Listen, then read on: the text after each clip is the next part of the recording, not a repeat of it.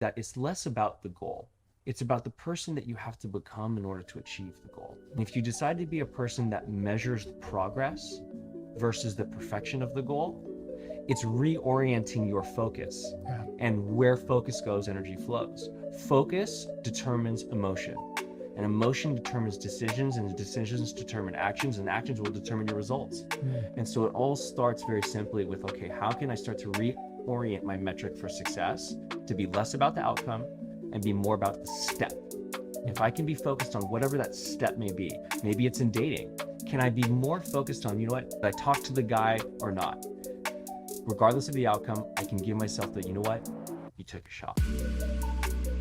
All right, everyone. Special guest today. I get so happy and fulfilled when I have personal friends on the show. You heard me say this before, and not coincidentally, I bring them all on the show because I've surrounded myself with such crazy, beautiful, purposeful, really aligned people. And these are people who are making differences in the world. Now, George Yeuh is a life and leadership coach. And when we drop into conversations, we drop into conversations.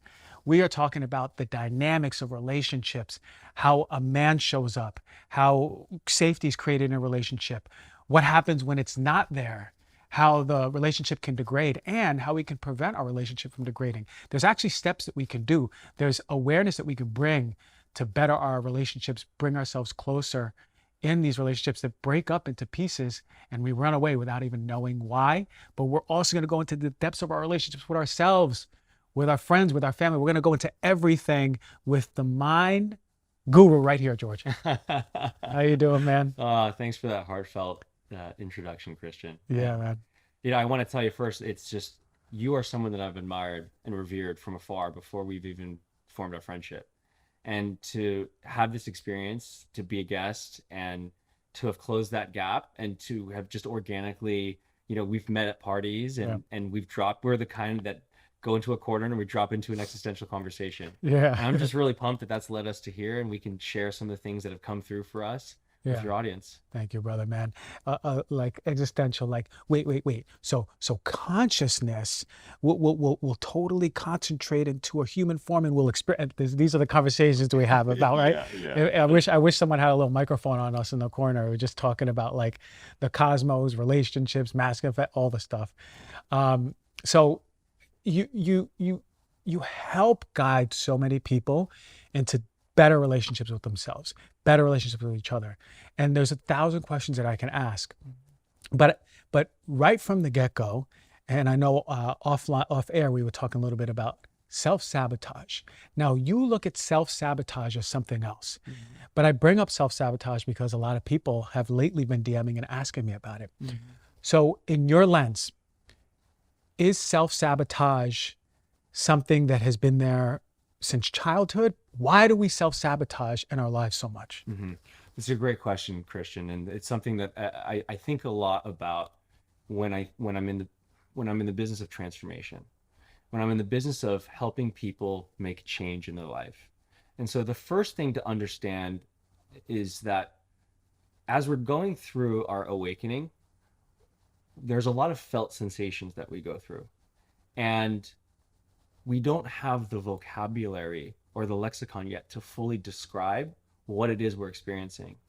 And so what I find happens is that we grasp onto labels that seem somewhat resonant, and self-sabotage tends to be one of those things. Now that can look very different for a lot of different people. People might feel like they're self-sabotaging themselves in relationships. Maybe they're wanting to leave, but they're staying.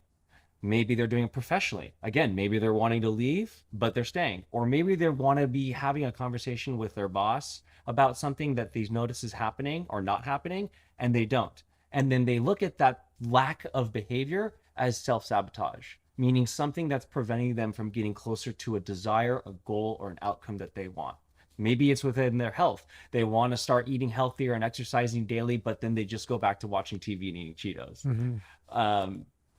And then we call this self-sabotage. And I think part of that also is because we want to blame ourselves and we want to put ourselves in a place of guilt. But here's the interesting thing is there's a I found there's a kinder and also a more precise way of describing what is actually happening on a subconscious level. And it's called we have an immunity to change. Now, as a preface, what's important to understand is that the brain is wired for survival, not for growth or for happiness for that matter. And what it means is that we are programmed to seek pleasure and run from pain. But here's the interesting part. We will do 10 times more things to avoid pain than to gain pleasure. So here's where the self-sabotage comes in, is that we have a goal. Let's just call it eating healthy and working out daily, but we're not doing that. The goal is I want to be healthier, and I'm very clear what I need to start doing. Eating healthier, sleeping more, exercising daily. This is the very clear thing. I know what I need to do. Now, here's the second thing. What are you doing instead of that? Or what are you not doing instead of that? It's a very important thing to become aware of. Most of the time in this field, I would say that it's what they're not doing. But if they can get really clear on what they are doing instead, it's I'm staying up too late. It's I'm choosing to eat unhealthy foods and fast foods. It's I'm choosing to not schedule when to go to the gym. When you can be really clear on what those actions are, now we can start getting a bit deeper, because it's that behavior that is linked to a belief that they have about pain that they think they were going to experience if they do something different than that thing in column number 2. It's called the worry box.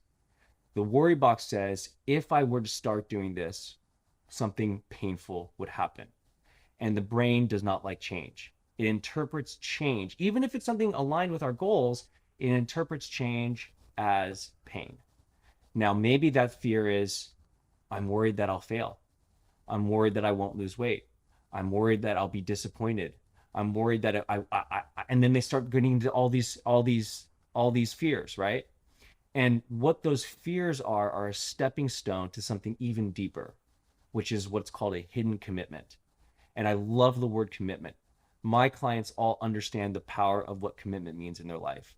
But when we have certain values and goals that we're orienting to that are new, we have to also reconcile that what are some of the hidden commitments that we're secretly more committed to doing or achieving or not achieving than the goal that we actually have told ourselves is important.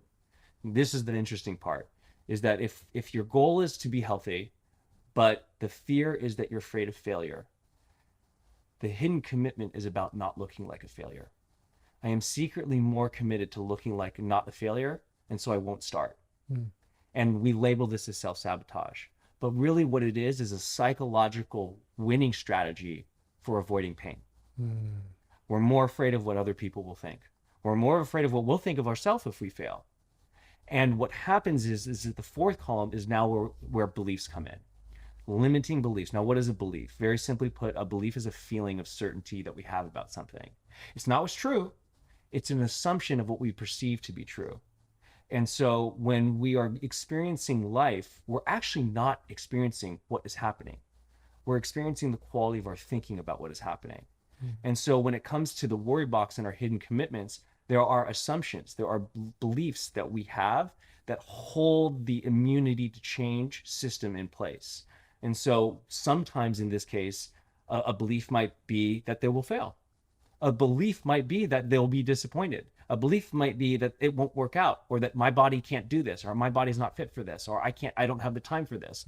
And then the list goes on, right? And what happens is the mind will do a couple of things to meet its need. And right now, as you can tell, the main need that they're trying to meet is their need for safety. There's need for certainty. We all need to feel safe, secure, in our comfort zone, and we'll oftentimes fight more for our limitation than we are for our goal. Again, 10 times more likely to avoid pain than gain pleasure, gain that goal we want. And so what we do in our mind and our belief system is 3 very specific things. We will delete, we will distort, and we will generalize. Here's a really fun exercise. I want you to look around the room right now, Christian. And I want you to try to count, and those at home listening, try to do this. Just look around your room right now. In 5 seconds, try to count as many things as you can that are the color gray.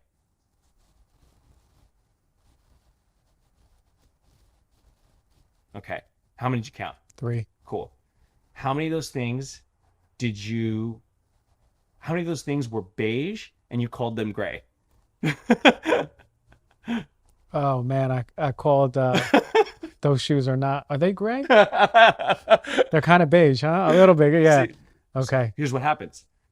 We will delete and we will distort the world to meet our need. Mm. This is just the way the mind works. It's a fun kind of trick, but when this is what happens in our belief systems, is that and this is all happening unconsciously, right?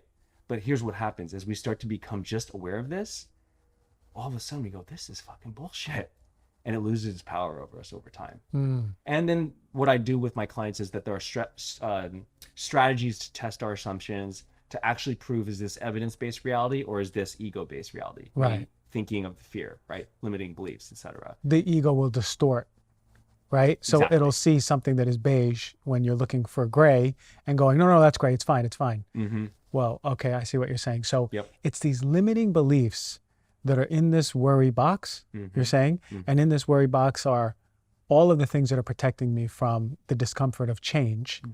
The brain saying, you're safe going to sleep late, or you're safe, eating this crappy food, even though it's very obviously not the healthy choice. We'll stay there because of safety. Yeah. We want to feel safe. Mm-hmm.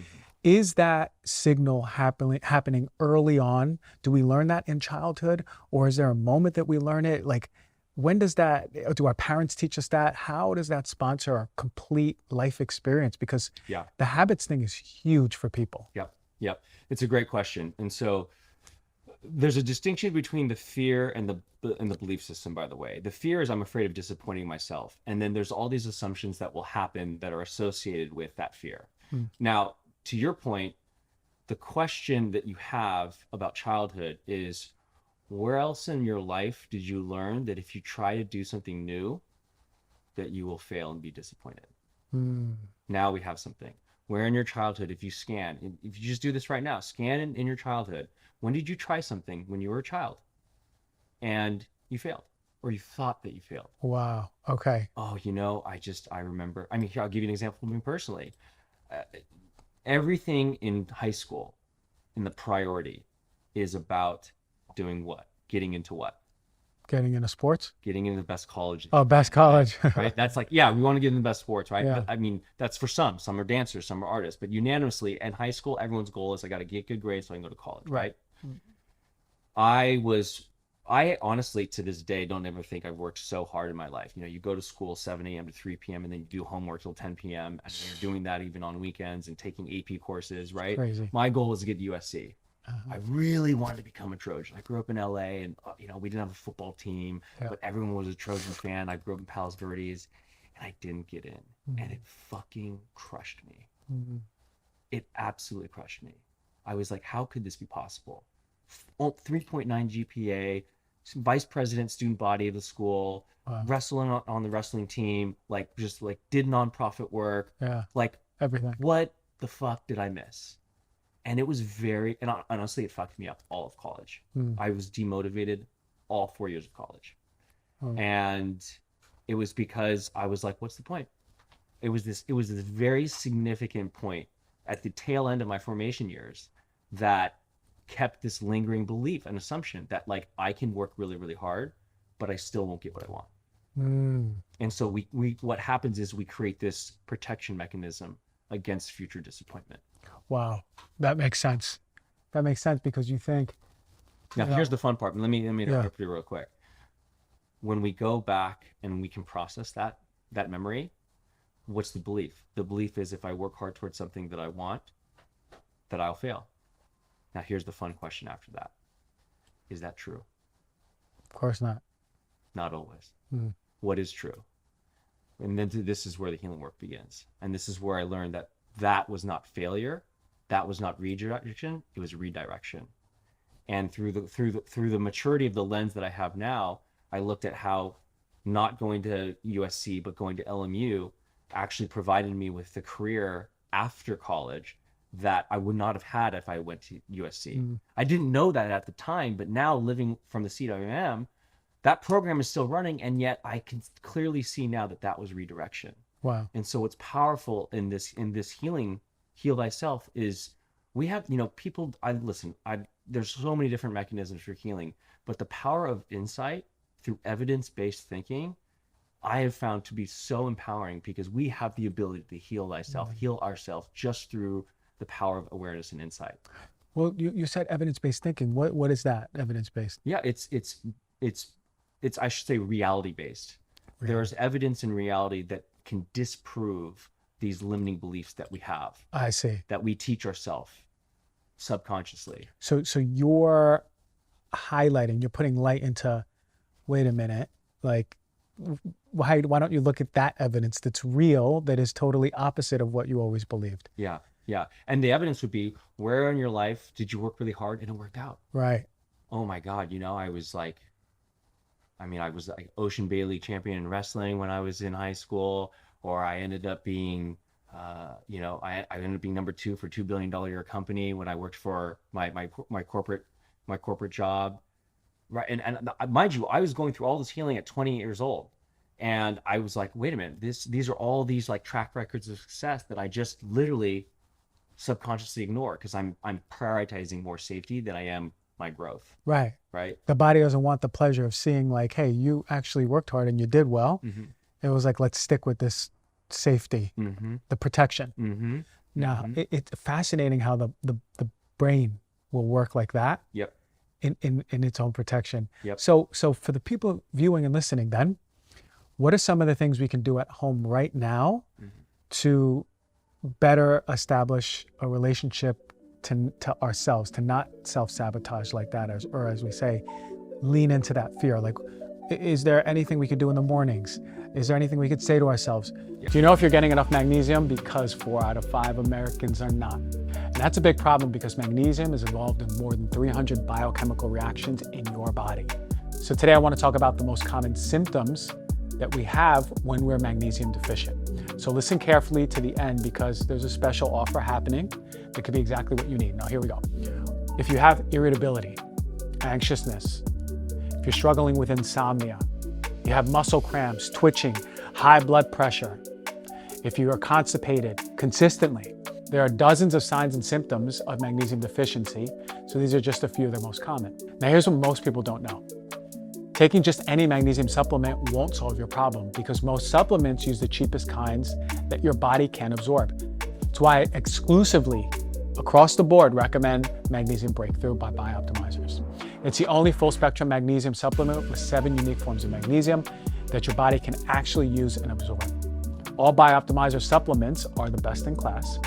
If for some reason you feel differently, you can get a full refund, no questions asked. They're so confident that they give you a 365-day money-back guarantee. Just go to www.bioptimizers.com/DRG. In addition to the discount you get by using the promo code DRG10, you get gifts with the purchase up to 2 travel-size bottoms of Magnesium Breakthrough. That's bioptimizers.com/DRG.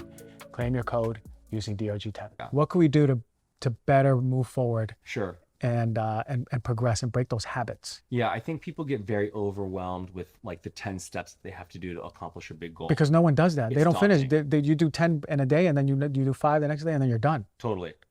It's being able to calculate what are tiny steps that you can take. And it's basically what we want to do is start learning how to activate the reward system in our brain. Because if we can start, and the way that we do that is it's very simple. What gets measured grows. A lot of times people have this arbitrary goal of getting healthy, right? But they haven't reverse engineered that goal into a specific plan of what that can look like. Going to the gym these specific days during these specific times, and then actually being able to check off, I went on Monday, and having a routine that has you be able to audit how you did is very helpful because and I work with this on my clients in terms of just peak performance habits, is to overcome self-sabotage. We want to start creating small incremental steps that create little wins and start learning how to practice celebration of ourselves and gratitude, because those two things together activate the reward center in their brain. And when we start activating that pleasure center, guess what happens? We start following through with more ease. But if we say, well, I'm not going to celebrate until I lose that 40 pounds or until I lose that 20 pounds, guess what? That's far away. Now we're postponing the reward center trigger from happening and we don't follow through. So it's more so, my point is that it's less about the goal. It's about the person that you have to become in order to achieve the goal. And if you decide to be a person that measures progress versus the perfection of the goal, it's reorienting your focus. Yeah. And where focus goes, energy flows. Focus determines emotion, and emotion determines decisions, and decisions determine actions, and actions will determine your results. Mm. And so it all starts very simply with, okay, how can I start to reorient my metric for success to be less about the outcome and be more about the step? If I can be focused on whatever that step may be, maybe it's in dating. Can I be more focused on, you know what, did I talk to the girl or not? Regardless of the outcome, or did I talk to the guy or not? Regardless of the outcome, I can give myself the, you know what, you took a shot. Mm. And I'm more proud of being someone of courage tonight than I am worried about the result. Right.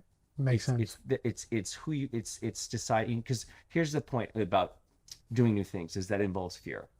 And most people say, I need confidence before I do that thing. And confidence is not a prerequisite to action, it's a result. Mm. So if you're trying to wait for that feeling and that emotion of confidence, you'll never take action. But if you decide, okay, if I feel fear and I take action anyways, what is that? That is the experience of courage. Mm. And regardless of the outcome, if you can make a commitment to yourself to say, I'm going to be someone of courage tonight or today or this morning and try something new and take that step. Fear plus action equals courage. What is that step? I'm going to decide to take it regardless of outcome. I'm going to celebrate myself. And I'm going to specifically do something nice for myself. It's not like a quick attaboy. It's like, okay, what is something that I enjoy doing that I'm going to give myself permission to do? Go buy yourself a macaroon. Go get yourself that cookie, whatever it is. But start to just develop that habit and anchor your celebration to who you're being and the step, and you can start to build momentum that way. Oh, I really like that.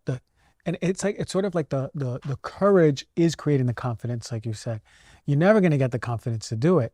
It's pushing into that courage, kind of going into that practice. And I love that you said the neurochemistry part, the reward, the dopamine. Like, I did it today, small celebration.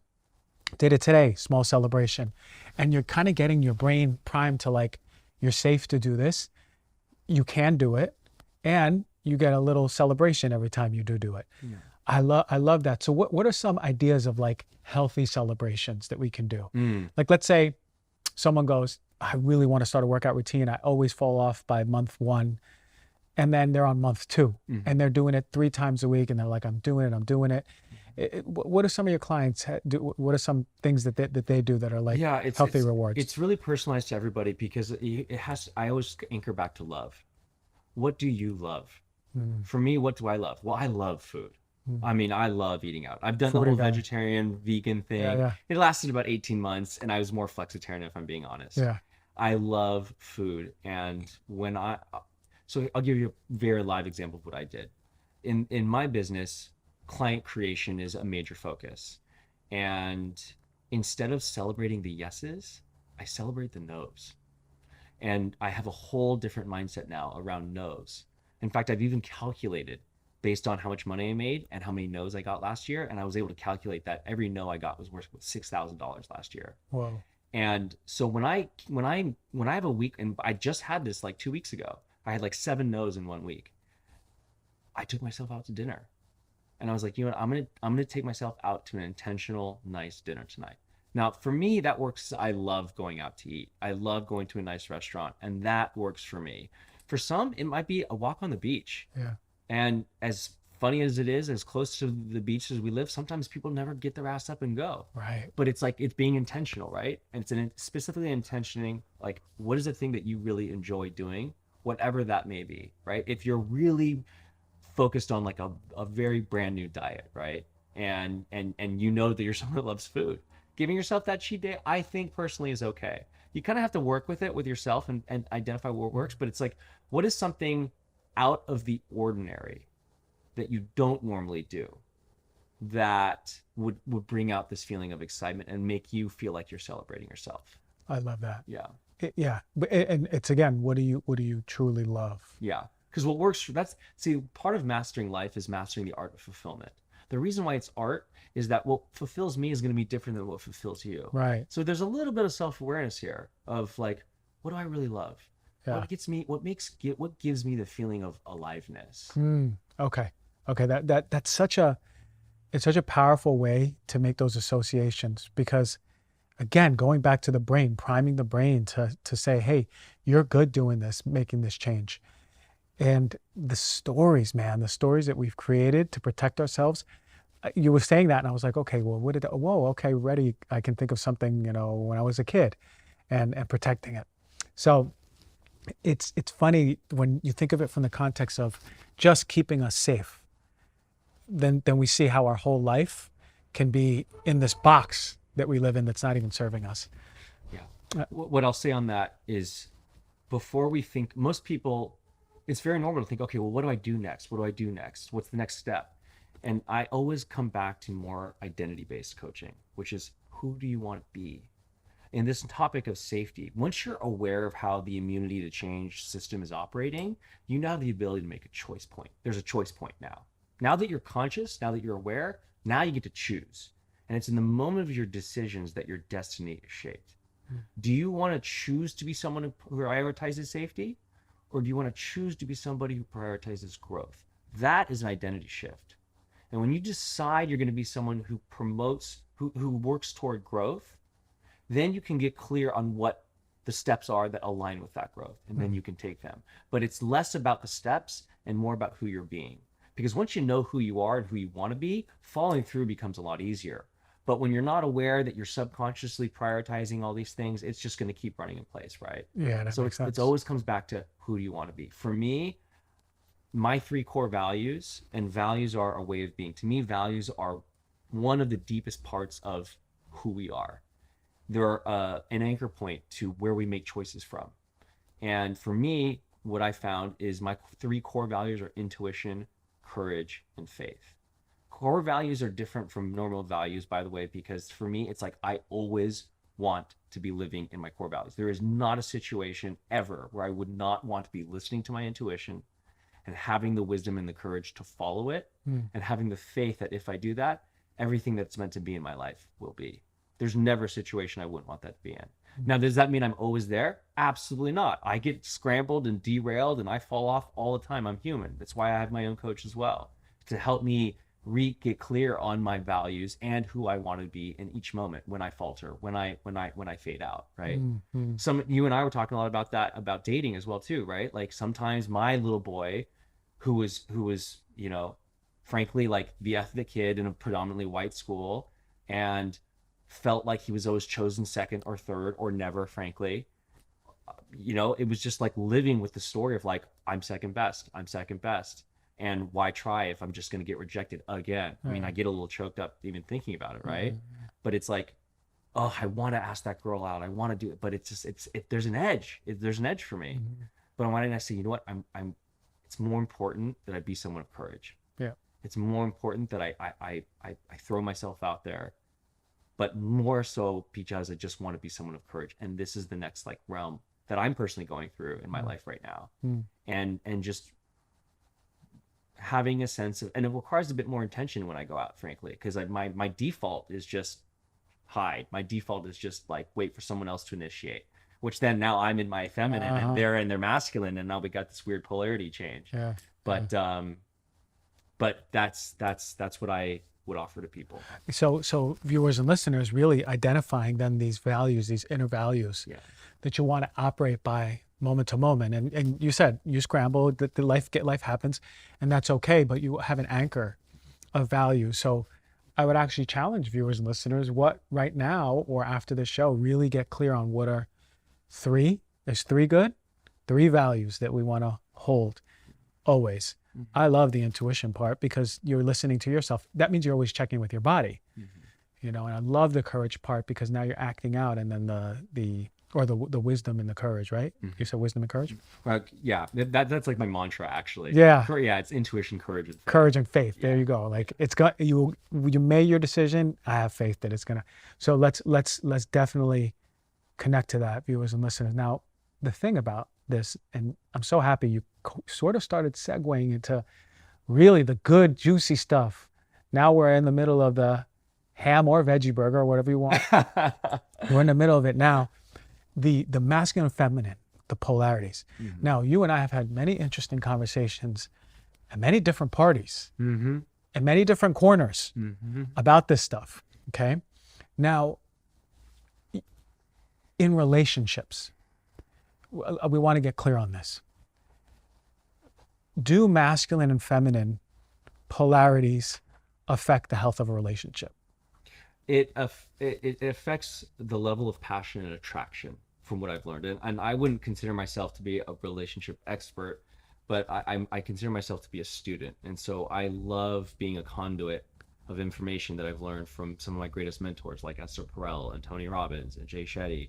And I think we live in that world. So what I have learned from a lot of these experts is that like attracts like. We've heard that, right? But that creates friendship. What creates attraction is polarity, and it's when opposites attract, and masculine and feminine energies are opposite of one another, and so that is part of the component I think that creates this thing that we call chemistry. It's not the only thing that's going to hold a relationship together, but it is something that I think in the first season of romance, which is the season of enchantment, which is the season of attraction, that is the thing that becomes very present for two people coming together. And masculine and feminine energy, it's important for the audience to understand that it's not sexually preference based or gender based. We all have masculine and feminine energy. The masculine energy is the part of us that achieves, that likes to solve problems, that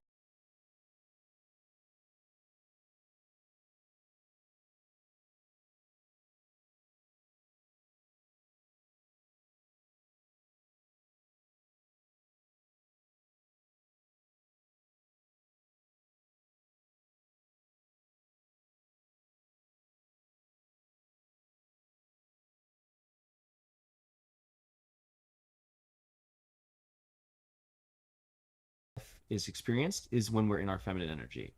For me personally, I'm someone that in my emotional body, I'm very in my feminine. So I love praise. I words of affirmation is my number one love language. And so I think the interesting thing that I've noticed within myself is it's an interesting trend that's been going on in this society, in this particular generation, specifically with us millennials, is where you're seeing this trend of feminized men and masculine dominant women. Not a bad thing. It's not, there's no judgment here, but it's a trend that's happening. And for me, what I've noticed, especially in dating, is that I've tended to wait for women to initiate first. And there's been some context in this conversation as to why. But the point is that I really loved when a woman was like confident, initiating, making the first move, and then my identity was like I'll be an amplifier and I'll amplify on the energy, and then the role dynamic would switch, but I was waiting for that. And in my own personal experience, the interesting thing about that is that the the feminine energy, or should I say, when a female in this situation is in her masculine, um, masculine energy loves to control. And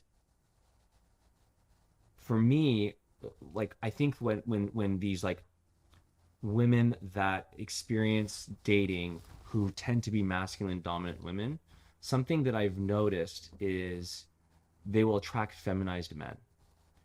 And what ends up happening is that they really like that they control their man, can control the man in the beginning. And that creates this a polarity, an attraction. But some of the challenges that they face is that, well, if I can control this man, and who else could control him? And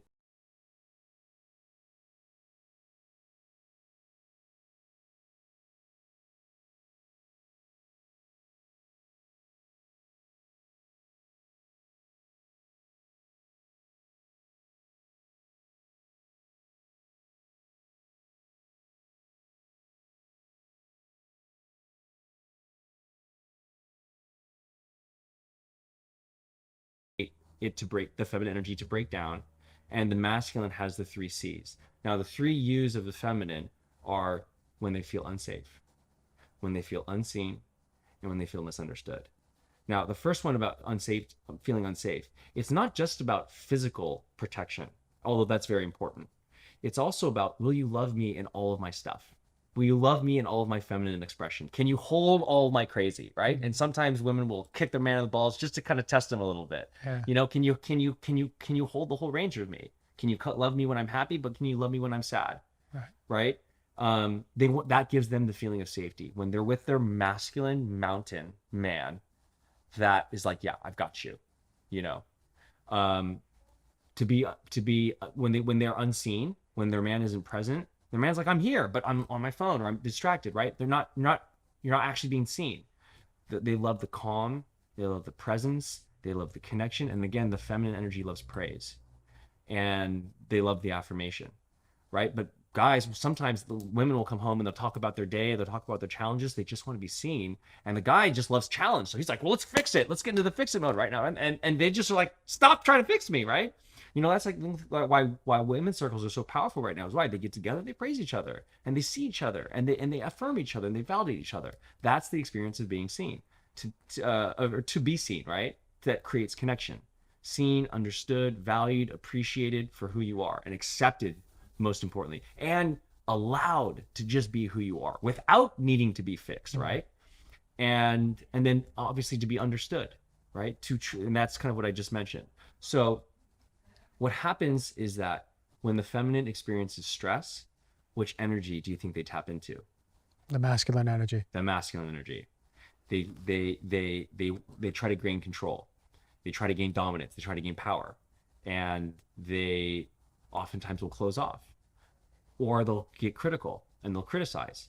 Now, here's the fun dance: is that the masculine breakdowns are the 3 C's, and the 3 C's are men hate being criticized, and I'm using men just as a familiar language point, right? But it's masculine energy, right? The masculine energy loves or hates being criticized. They hate when their person is being closed off to them, and they hate being controlled.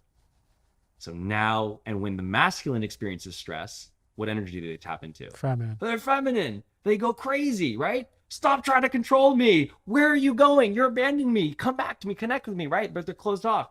And now we've got this polarity mismatch. And that creates loss of attraction. That creates the first fracture point, the first stress point in relationship. And we see this happen all the time in relationship breakups. There's a massive season of breakups that are going on right now in my community, and I've seen in communities of my clients. And when you hear the flushing out of all this, it's very interesting to notice how these dynamics, there's all these stories around what's causing these dynamics to play out. It could be the laundry, it could be the dishes, it could be taking out the trash, it could all these things, right? But what's happening is that we tend to fight on the surface level, but what we're actually fighting for, and this is what Esther Perel was just talking about recently, is like we fight for trust, we fight for power, and we fight for value, or in other words, respect, or in other words, to be seen and heard and understood. And when those things aren't happening, we're getting caught up in all these stress points, and we go through these fractures in relationship, and it causes that challenge point. And again, it's all awareness. When we're not aware that you're in your feminine, I'm in your masculine, you just want to be seen, I'm trying to fix you. You know, we're wired differently, right? And so what I've learned in this day in relationship is that the standard that we have for relationships is higher now than ever before. We want more from one individual person than ever before.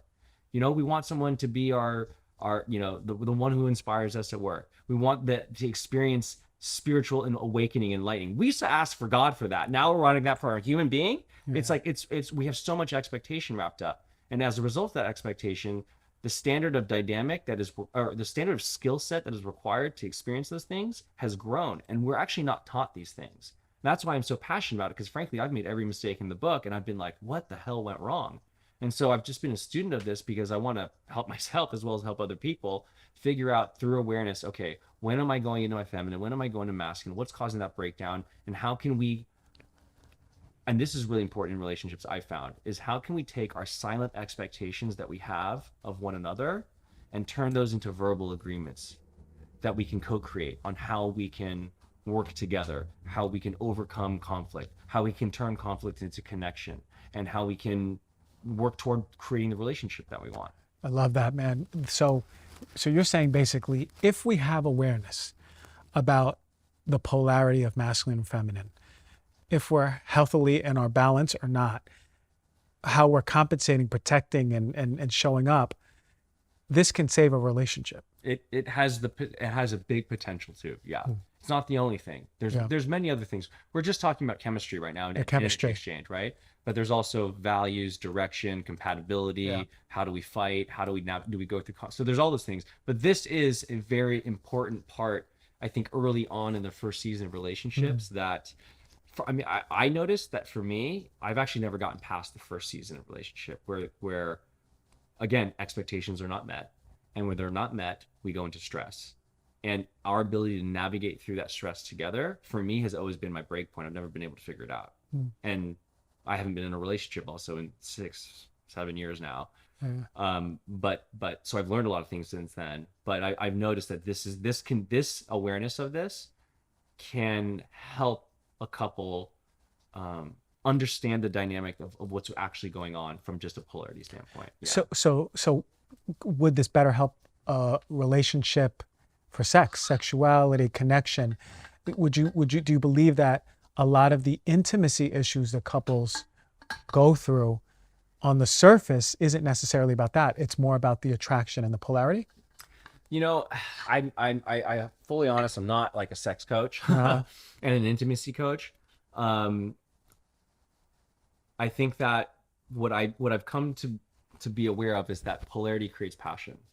So whether you have a man is masculine, a woman is feminine, or a woman that's in their feminine and a man that's in their masculine, whatever, if there's polarity, there tends to be a charge that can create intimacy.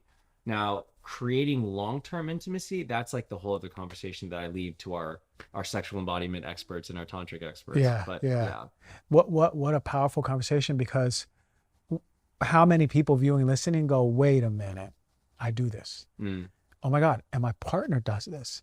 Because it really resonates with the man, right? Not feeling celebrated or feeling like controlled, and then shutting down, and then just being in that feminine, and then not compensating, and then being like, you're being too feminine, what's happening right now? And it's just it's a spiral. Yeah. It's a downward spiral in so many ways. So and I've seen, actually, I believe a big part of relationships is to balance that inherent masculine and feminine polarity within us. Yeah. To bring us back, because it's going to show up. It's going to show up all that stuff, and you're going to attract the very person you need. And so you heard me talk about Birch before, so you should know that Birch makes mattresses that are crafted with organic and natural materials that have been sustainably sourced around the world.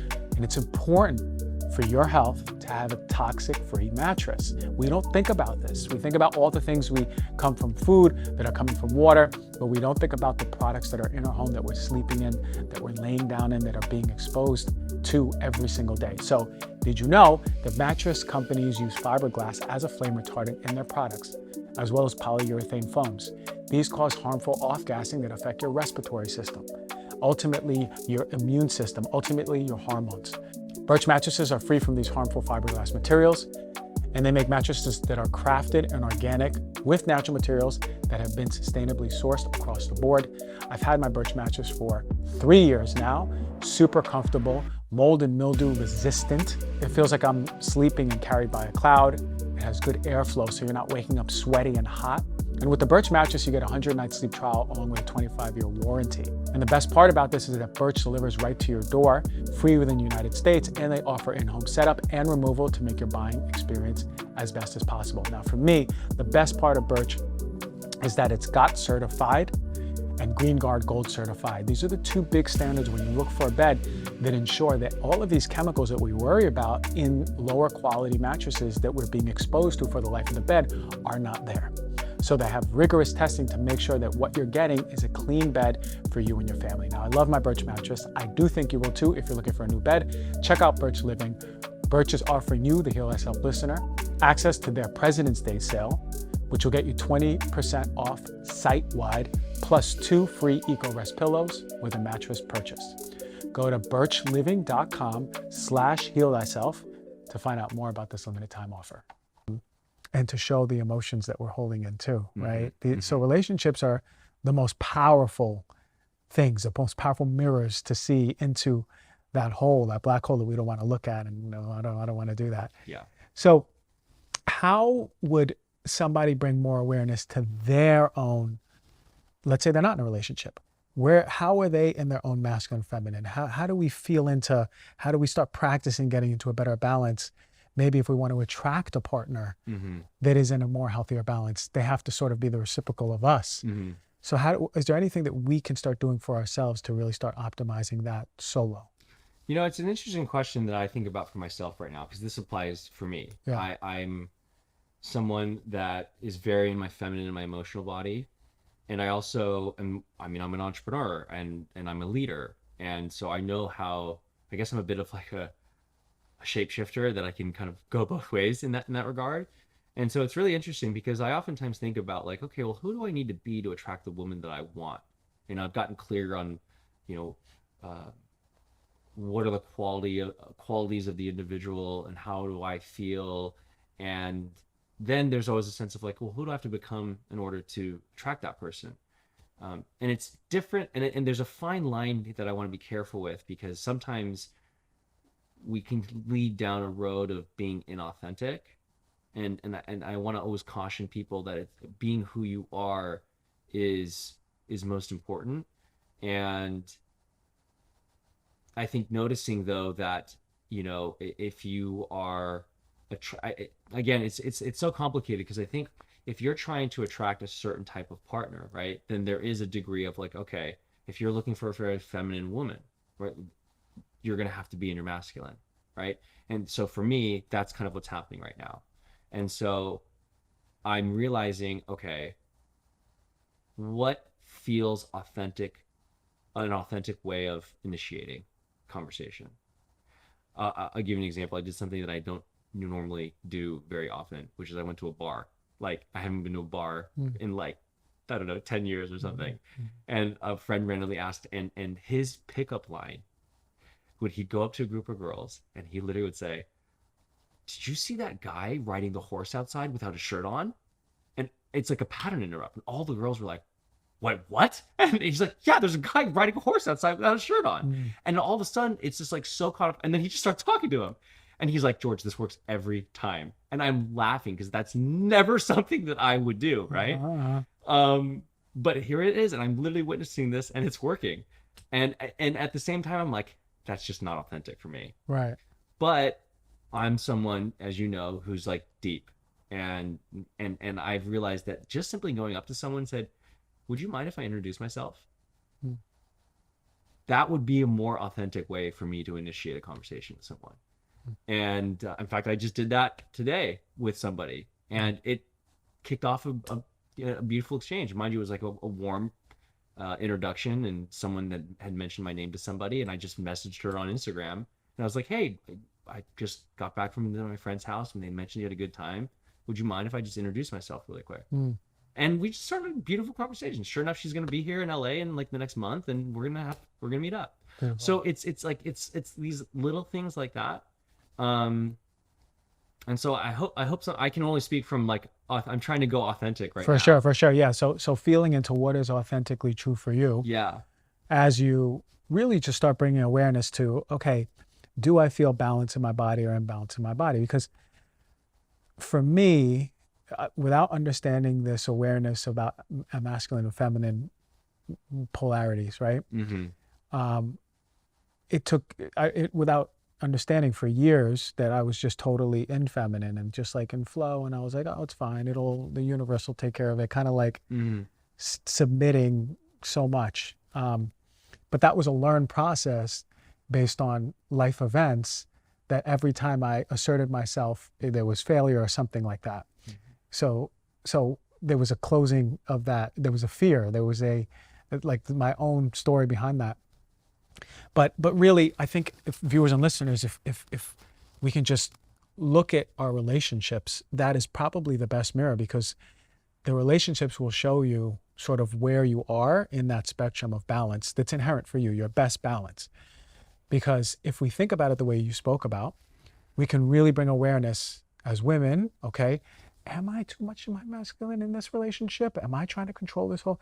As men, am I too much of my feminine or too much of my masculine?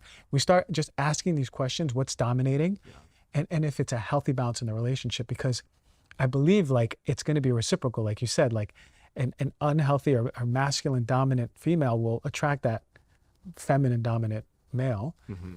And it's the opportunity for the balance in the male and the female to balance each other out with putting that practice in. So I would actually say, looking back in the relationships, how did you show up?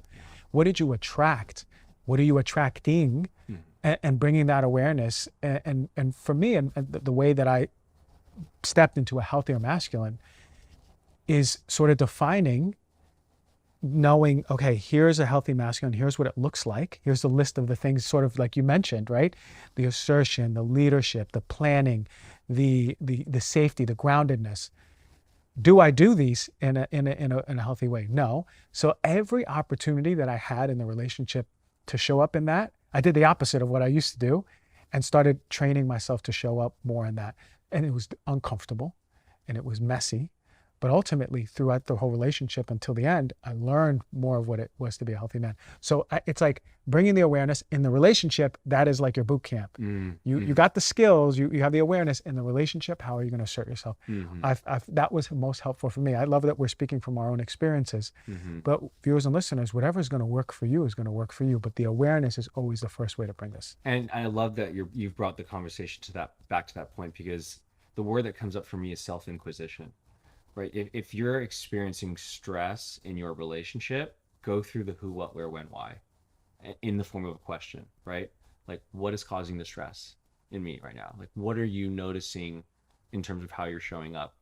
If you are female and you tend to be noticing that you're being controlling or you're closing off or you're being very critical, what's happening is there is the first stress point of a relationship going on, which is resentment.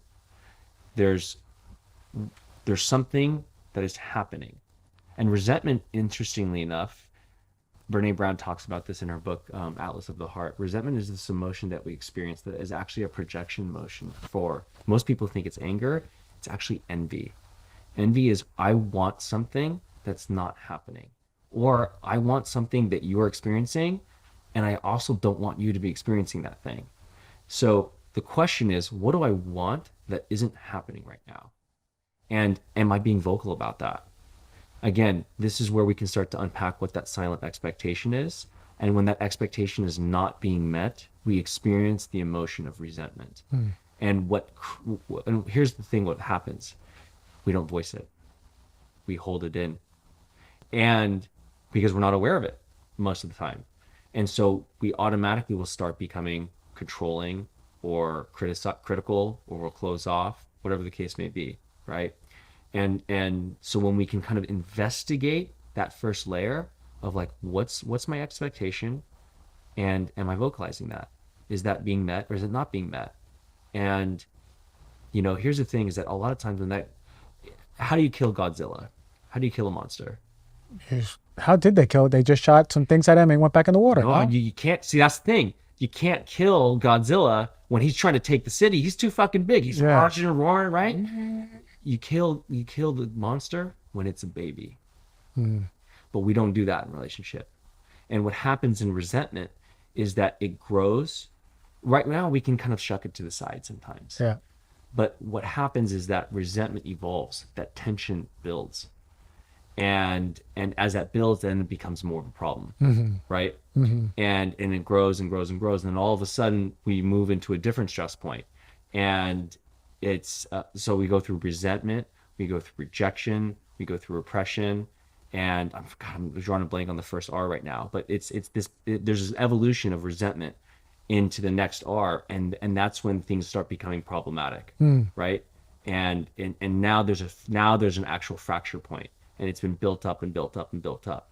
Why? Because we just don't simply voice, hey, that time that you scheduled that thing and you didn't ask me about it, it made me feel not included. But that's scary for some people, right? It's absolutely terrifying, because the fear is, if I vocalize my needs, again, this goes back to the immunity change. I'll get rejected, Right. right? And there's always oftentimes someone in the relationship who's more worried about being abandoned, and someone who has there's always one of those people, right? And those people will tend to be the ones that will placate. And that's where, I mean, this is where relationship work comes in, right? It's having the courage to be able to voice what's coming up for you Mm-hmm. when it's early. And when it's early, and when we can do it in a safe place where we feel seen and understood, now that puts the feminine back in her feminine, Yeah. right? But when she's not, when that need is not getting met, we experience stress, and now, right, and it keeps happening, keeps happening, keeps happening. Now we're fighting over the laundry, or we're fighting over this. Where you're always doing this, you're always doing that, right? Yeah. And we're just actually fighting for like being seen and understood, Yeah. That's right? that's the root of it, huh? That's the root of it. And so when we can start to, this is how we can turn crisis into conflict. It's through communication, or sorry, crisis into connection through communication. And that's the scary part. That's why relationship, that's a lot of the relationship work that I do with my relationship clients. That's why relationship therapists exist. It's because it is edgy, and oftentimes we actually just don't have the vocabulary. We don't have the tools. And Mm. that's why I love having this conversation with you, is because I want to equip people with the frameworks, because we get so lost in the detail. But when we can see deeper in and ask the right questions, we can open up doors to new possibility in our relationships. Mm. And that makes everything so much easier, right? I think the big thing is that there's we're so inundated with so much information now, with so many 5-step programs, 10-step programs. God, you open up Instagram and, hey, are you in this relationship and are you going through this? Here are 5 things that you can do to save your relationship. It's too much. So in the most simplistic way, the simplest thing, what do we need to be doing for our best overall mental health and health of our relationships? Mm. You know, really the first thing that comes up is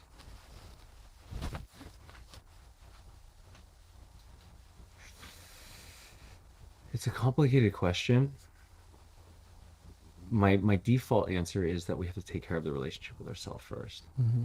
We have to be able to be honest and true about who we are and what our needs are. But here's the reason why I'm pausing, is that there's a paradox to that.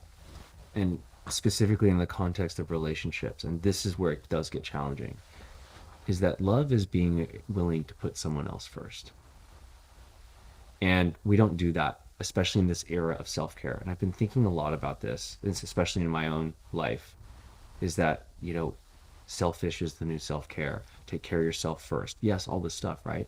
But relationship then is an opportunity to actually surrender the expectations and the needs that you have. I would say, in very short form, in relationship, if you want to transform your relationship, if you can learn how to change your expectations into appreciation, and you did just that thing, your entire relationship would change. We are constantly expecting more and more and more from this other person. And we don't pay them enough praise. We don't pay them enough gratitude. And when you can truly, and I do this as well too, I'll love you if you change these things. I'll love you for your potential, right? And I've made this mistake so many times. And I wasn't actually in love with the person as they were. And that was my own challenge. But when you're with someone, if you can learn to see them through the lens of gratitude instead of what's missing, and that's just, again, human brain, it's what we do. We focus on what's wrong versus we'll focus on what's right. And when we can consciously choose to create little experiences of what is it that what can you focus on about what you did right? How can I praise you? And then the second thing is what I was saying earlier, is being willing to actually put their needs first. I always look at a relationship like there's 3 cups. There's your cup, there's my cup, and then there's our unit that we share. And my cup is my responsibility, meaning my needs, that's on me. I cannot expect you to make me happy. That's my belief. Same thing goes for your cup. My job is to fill my cup up so that way I can take my overflow and pour it into our shared cup. And sometimes My cup is going to be overflowing, and sometimes your cup's going to be at 20. And although your cup's your responsibility, babe, I'm happy to come over and pour a little into your cup today, which means I'm going to harness all the stuff that I think I need from you and be really into like, what do you need today? You had a hard day at work. What do you need? How can I make you feel loved and special? Some days I'm going to be at 20, but I'm really, or sometimes you're going to have a really stressful week with your, and you want to say, hey, you know what? I'm really grateful that you're here. Because you're here, I can handle this stressful week. And that makes that person feel a part of what you're going through versus I've got a really stressful week coming up. So just so you know, like I'm not going to be available for you. Right. It's like that creates separation and distance. So it's the appreciation that you give to someone's role in your life and the impact that that has and being communicative about that and expressive about that. And that comes from, again, focusing more on appreciation than on expectation. Being, yes, take care of yourself for sure. Right? It starts with ourself, but it starts with ourself in service to the other person. And when you look at being in a relationship, not as what you're going to get from it, but what you have to give to it. That's the new mindset that I'm applying. How can I scan the world and not like be in a date and be judgmental and try, can I just be present with them? And what do I have to give to this person today? How can I give them my presence? How can I find the good things in them? How can I reflect that back to them? It's a little practice that I'm doing in dating, and I think it's an even more important practice to do when you're in relationship because we get complacent. Beautiful, man. That makes sense. Such an easy, right on the tip of your finger. You can look at it every day and go, am I using my appreciation in this relationship, in this moment, or am I just expecting? Give me, take instead of giving more appreciation. And I love those examples you gave. I know for sure that there was someone who's listening to you and go, oh, I wish my partner would do that more, right? And it's true, but like we deserve to give more and receive in the whole container of a relationship. And isn't it crazy that just more appreciation will light up the relationship even more? Yeah. We have our cups. Let's fill up our own cups, fill up the container for the relationship, but really strengthening that bond from the context of just bringing more gratitude and appreciation, man. Being the change that you want to see in the relationship is Yeah. key. Because you know what? It's so much easier to change yourself than it is to change another person. Yeah. And the reality is, if you're trying to change the other person, that's not loving, right? That's fixing. Yeah. And if you want something to be happening, be that change. And here's the interesting part is that if I'm filling your cup and I'm filling your cup and I'm filling your cup and I'm filling your cup, eventually your cup's going to start overflowing. And your love cup, your heart is going to be full. And what are you naturally going to be oriented to do? Fill up your cup. You're just going to be like, oh God, let me give something to you now. It's just actually how human behavior works. Yeah. And if it doesn't go that way, then you have a choice point to make. Are you with the right person, right? But I'm another tool that I want to offer the audience. It's very simple, and I get this from David Rico, and it's the 5 mindful A's of loving. And I love this frame. I love frameworks because I find them easier to follow. And the 5 A's are attention. People, Gary Chapman's love language is quality time. I'm about quality energy. Because I can be here and we can be in the same room time, but if I'm on my phone or I'm doing something else, I'm not here with you. Yeah. You don't have my attention, right? So when you have someone's attention, it's like there's nothing else in the room that matters other than you. You're present, you're connected, you're focused on them, you're with them. When you give them your attention, and then it's about giving them appreciation, which we talked about, giving them gratitude, words of affirmation, giving them affection. And that's where learning what are your affection buttons? What are my affection buttons? Is it physical touch? Is it gifts? Is it words of affirmation? Is it quality time? Whatever that is, right? Whatever makes that person feel charged. And that's where like learning and calibrating to one another.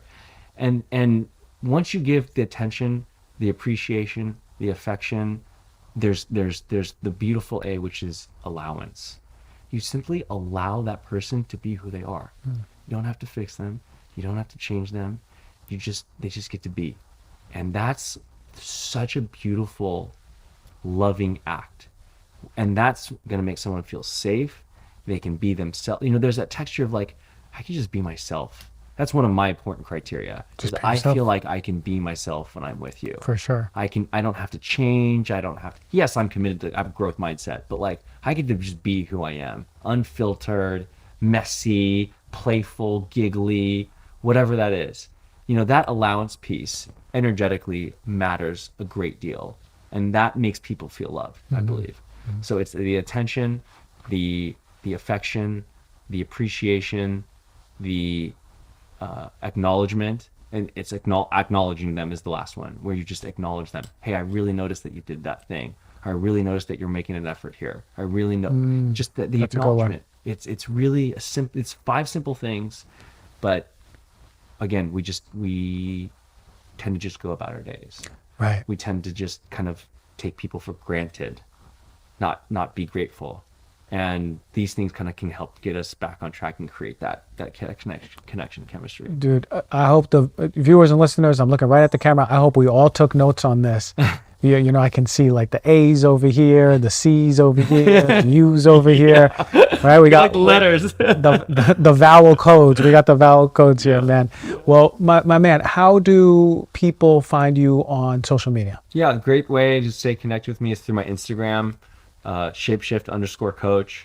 My website, shapeshiftcoach.com. I also have a podcast. It's on pause right now, but I've got some great episodes where you actually get to be a fly on the wall during an actual coaching session.